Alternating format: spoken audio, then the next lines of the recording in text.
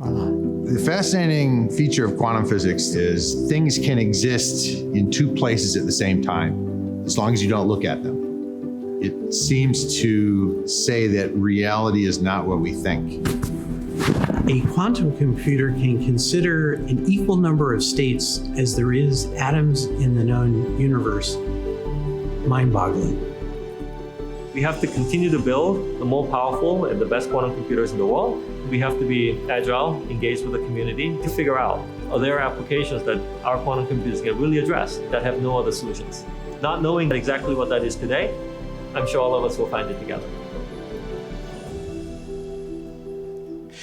So I added that video because I really just like the message that we just don't know everything and we don't know the problems as well yet, and it's something that needs to be done together.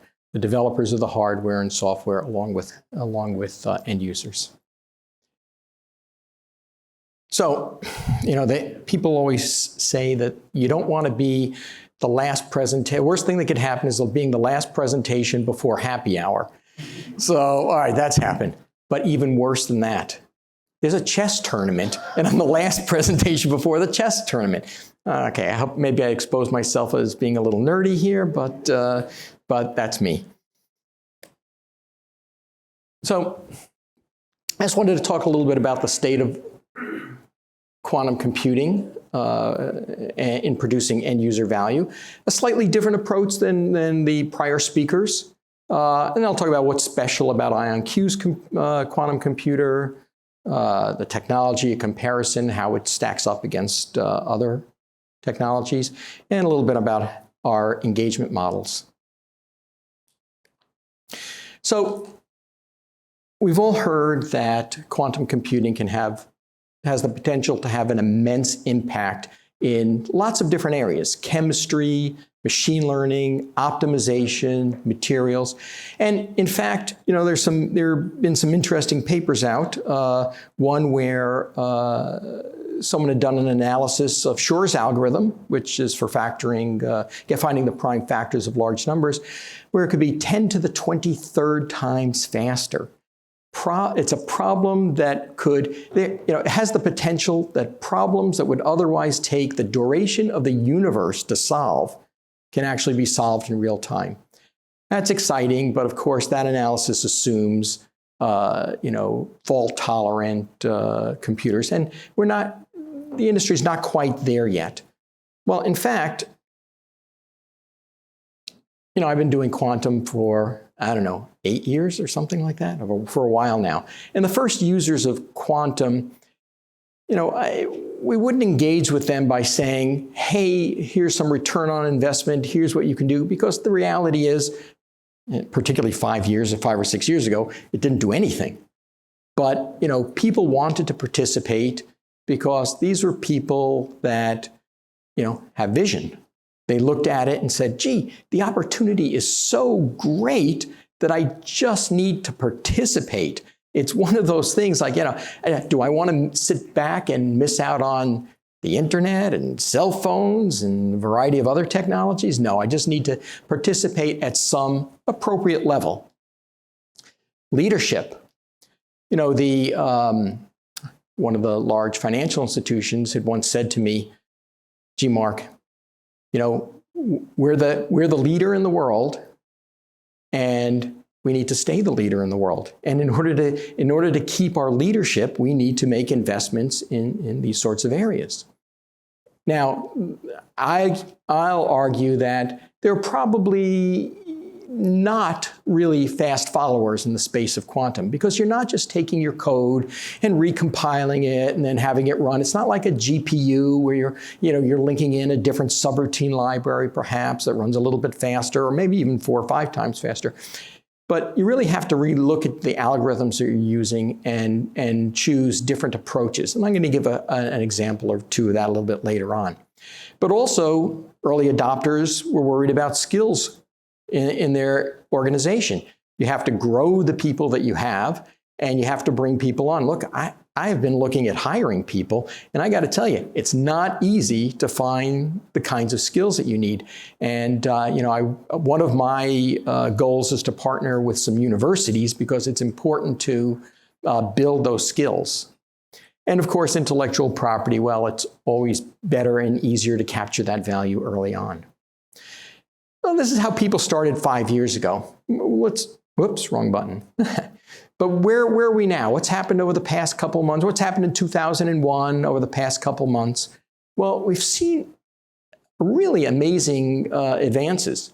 So in the area of machine learning, there have been some good examples where even with just a small number of qubits, there's evidence that quantum learning models can produce better results than classical techniques, faster and more accurate. I'll show an example of that. Monte Carlo simulations. Well, I started out a long time back when I was designing microprocessors. At the end of the day, I would take my design, I'd run a Monte Carlo simulation on it against the process parameters for the semiconductor process, because I want to predict what my yield is going to be. These things would take all night to run, and it was only on a small number of circuits. And they would take all night to run. I'd get in the morning, I'd look at it, I'd make some changes, and if things went well, I could run one experiment a day. Yeah, that's not really being productive. Take a look at financial institutions. When the markets close, they need to relook at the risk factors on their portfolios, taking into account exchange rates, interest rates, asset valuations. They need to have that stuff ready by the time they get in the morning the next day, but before the markets open. What we've seen is that not only on a quantum, and this boggled my mind, not only can we converge with fewer iterations, but the error that we get in the example that I'm going to show, 70% lower error rate can be achieved. It's just amazing. Linear equations. Okay, well, you could probably tell my background is as an electrical engineer.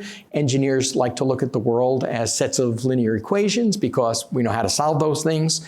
And there are approaches out there, but those approaches were always, way out in the future. The HHL algorithm, for those who are familiar with it, or take something easier, Shor's algorithm. We all know that stuff's far out in the future. But what's been happening is people have been looking at variational approaches to that so that they can say, hey, I don't necessarily need a fault-tolerant computer, and maybe I can take the problem, and maybe I'm not going to get 10 to the 23rd improvement, but I can break it up into pieces, and I can, find great acceleration. So there's been a lot of great papers that have come out over the past couple of months in this area. Chemistry, I'll just mention two interesting areas. Lithium for batteries. I'm pretty sure that there's not a single battery manufacturer that is not looking at how they can use quantum to improve their battery chemistry. And I'll mention one more, my favorite molecule, titanium dioxide. Sounds odd, but as it turns out, I've met several people that have done their PhD theses around titanium dioxide. Now, what is it? It's the white stuff in paint. It's stuff that they put in suntan lotion to, I don't know whether it's absorb or reflect ultraviolet light to protect your skin. But it's interesting because it's also a photocatalyst. So what that means is if you, put a thin layer of titanium dioxide on a surface, you put water on it, it breaks down the bonds of water into hydrogen and oxygen. So really, it's free hydrogen. It is free energy. Now, why don't we do it? Why haven't we covered the state of Arizona with titanium dioxide?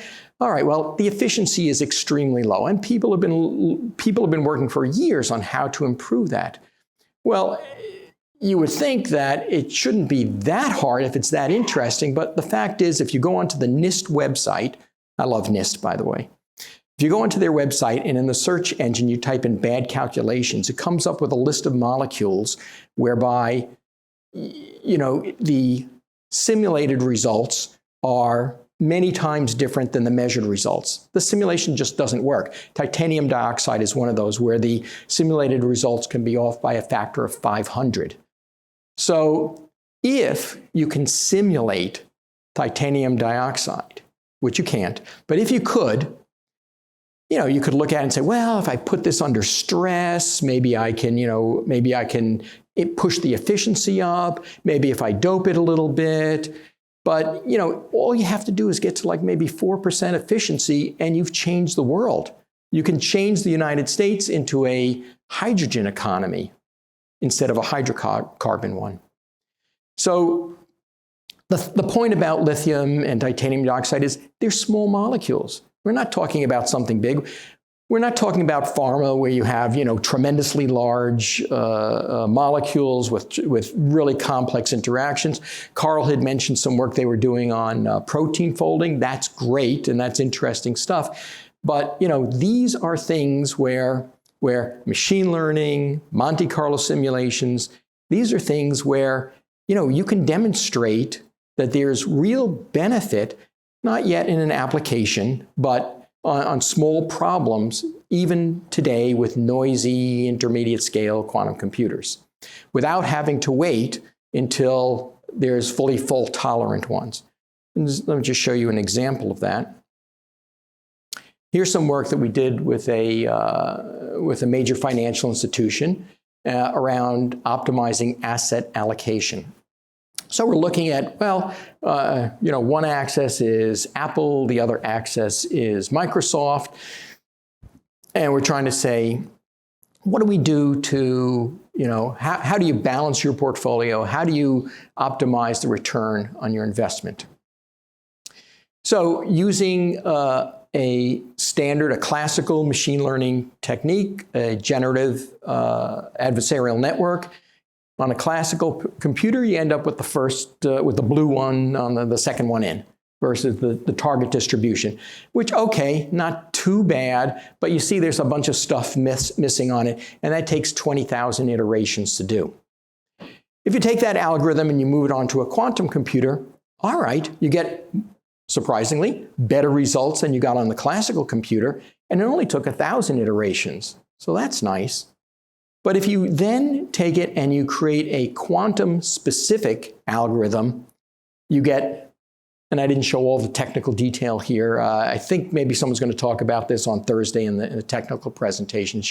You'll have a chance to see that then. But you get a much better distribution of it, and it took 26 iterations, hardly anything. So now, of course, the world looks at it and says, okay, well, I can take this quantum, I can use a quantum-inspired algorithm. I can take the quantum one and I can move it over onto the classical computer, at least for the time being, and I can use that and get better results.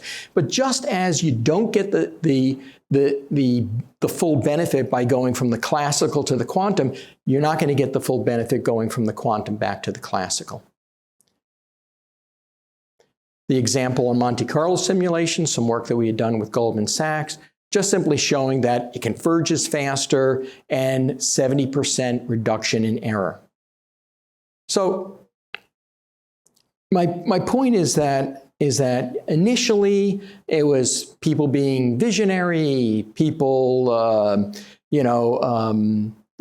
really being out there and taking a chance without much of a proof point. What I'm saying is that in 2021, there have been a lot of proof points.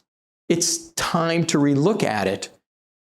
Now, the reasons for participating in quantum that I mentioned initially are still there, but using a noisy intermediate scale quantum computer is beginning to show that, hey, I don't have to wait until there's a fully fault tolerant computer. I can begin to get real value much sooner than I thought. IonQ, well, we like to think that we have a complete ecosystem, leading hardware, multiple software stack options, and a world-class application development team. It's nice. We're not yet at the point where you can just throw somebody at a quantum computer and expect them to be successful with it.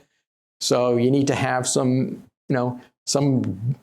deeply ingrained expertise to help them out. So we have our team and work with others, such as Accenture, to help with that application development. So what is it about IonQ? So there are superconducting computers, qubits, there are diamond vacancies. I mean, there's, I don't know, what is it, 10, 12 different kinds of approaches to qubits. A lot of them, what we do is we use atomic ions. So we take these individual atoms, we capture them, we shoot them with a laser, we knock off an electron, and that's our basis of what we use for a qubit. It's naturally quantum. Every one is identical to the other one. You don't have to worry about manufacturing differences. People talk about that with some technologies. Hey, you can use semiconductor processes for that.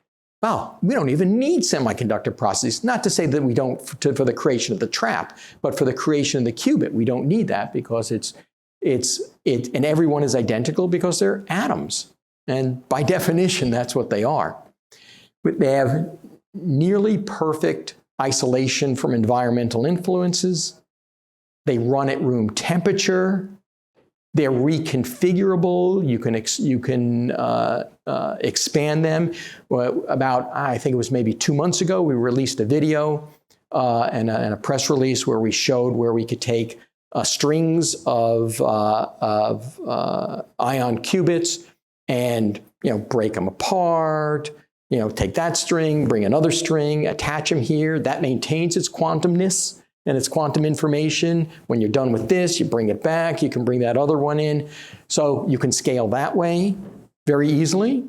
You can scale, I'll give you an example of modularity in a minute. But you can scale by having multiple ion traps and interconnecting them. So my argument is that it is one of the most scalable approaches that exist. And that's nice and everything, but people have said, well, okay, what does it mean from an application perspective? What does it mean for me? So this was a paper that QEDC had released, I think maybe 2 months ago or so, where they had done a comparison of a variety of different application benchmarks on different sets of hardware. So we took their paper and we just put everything next to one another just to juxtaposition it so you can really see what it is. And in this, I'll just tell you that blue and green are good and red is bad.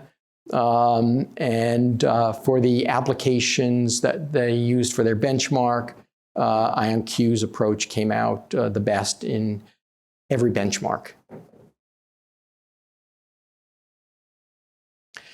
Now, in terms of being modular, this is a picture that IBM had released where they're working on a custom dilution refrigerator. The scale there says 6 feet. It's the size of a small submarine. This is a rendering of that someone from Google had produced for their 1,000,000 qubit system. And this is the IonQ's approach to scaling. Not scaling up, but scaling down. So our view is you need to get something in your hand that you can hold. That's the way that you'll be successful long term. And we have a lot of experience in scaling down. We started out at the lab scale, filling this room with equipment, going down to, well, it says tabletop, it's a big table, and then down to the benchtop level. And our goal in the very near future is to have something that is rack mounted. Rack mounted, room temperature, highest quality available. And regarding the software stack, so we think that the customer should decide what is the best software stack for them. We don't think that we should be edicting that you use a certain SDK or you have to use a certain programming language. So our view is we should get all the major ones to work with our hardware, and then people can choose what's the best for the application that they're doing. If for some reason they feel a need to have something that works on multiple systems, that's great. They can choose the software stack that works on multiple systems, and they can use that. Talk a little bit about engagement models. So look, quantum computers fit well in the cloud. Well, you know, they're not large data machines. Not to say that the cloud is right for everything, because, you know, there are some algorithms where you want to have it, you know, closely linked to your classical computer, but the cloud makes a lot of sense for quantum computers. We offer, of course, hardware access via some subscription where there are different, you know, different levels of service that are needed, dedicated hardware. I'll mention that in a little bit. But also joint algorithm research projects and joint application development, because as I said before, that's particularly needed in the early stages to be successful. Regarding the cloud, I think we're the only system that's available through all the clouds. In fact, I'm not sure if there's anybody that even has two, that is supported by two of them. That seems to be a nice advantage for people. And then from a direct perspective, we offer a lot, whether it's, you know, working at the lowest levels or dedicated, in addition to the cloud, maybe dedicated capacity on an IonQ cloud, a dedicated system hosted by IonQ, a dedicated system hosted at another site, also run by IonQ, or a system available that someone can install in their own facility. Now, those, you know, why do you need that? Well, you know, there are reasons, right? There are privacy reasons, GDPR, for example, data sovereignty issues where certain data cannot leave the country. There's actually a lot of those around the world. And there are, you know,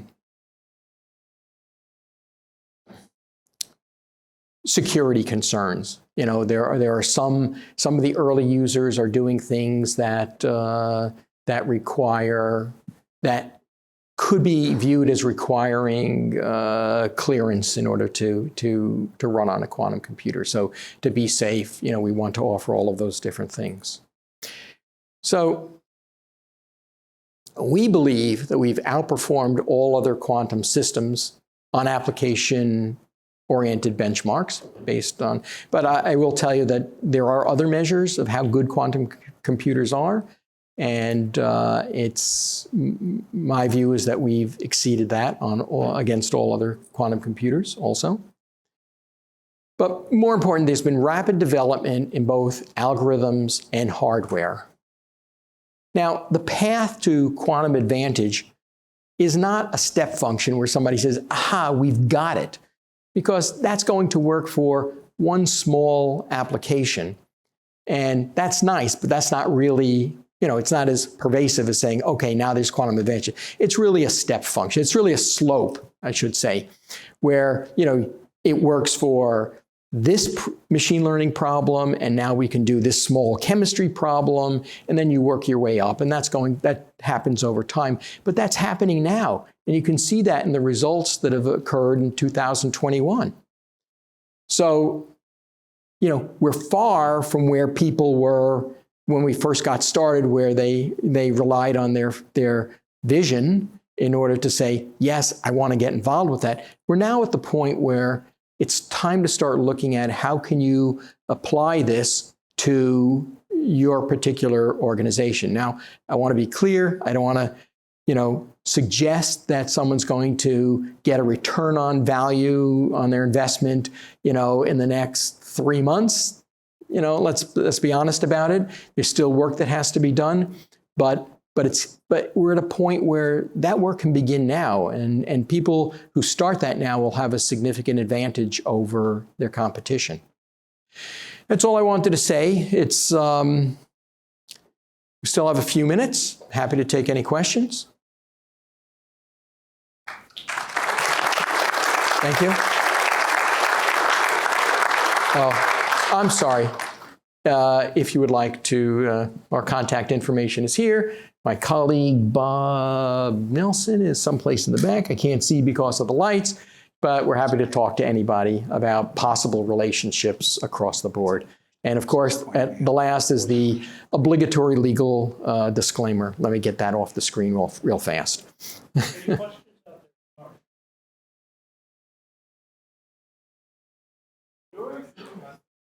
Pardon?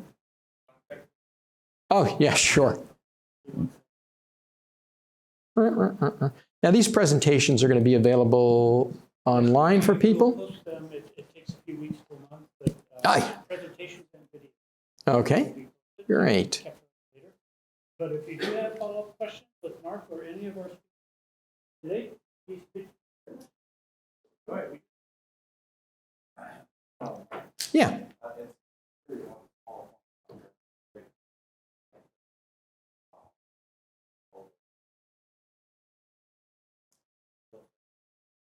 Mm-hmm.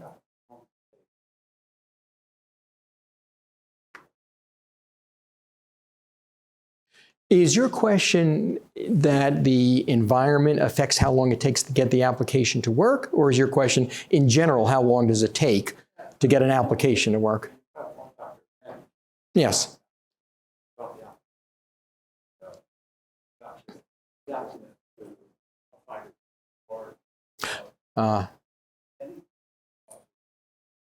Well, so I'm not sure if I'm going to answer your question. I'll give it a shot. And if it's not right, you can just let me know. You know, let me compare this to one of the other technologies that requires running at 10 millikelvin. One of them that requires superconducting, you know, super low temperatures. Well, what is temperature? Temperature is a measure of the average kinetic energy. When you walk across the floor, the vibration adds kinetic energy to your system, and it increases the temperature, and you lose the coherence and the quantum information. That's a problem. We don't have that problem, right? We're running it, you know, these things are isolated. It's not dependent on you know, vibration doesn't make a difference. It sits in a vacuum. There is no sort of thing. There's no vibration factor to consider. So, so being able to move it into that environment is much easier than any other technology. I can't say we haven't. I have to tell you, we have not put it on a jet fighter yet, and to a certain extent, you don't know until you try to do it. So I can't answer your question exactly, you know, what that means, but other than saying that I think we're uniquely positioned to be able to do that compared to some of the other technologies. I hope that answers your question as best as I could. All right. Other than that, are we going to go play chess or? Yeah, who wants to challenge me? All right. Thanks all.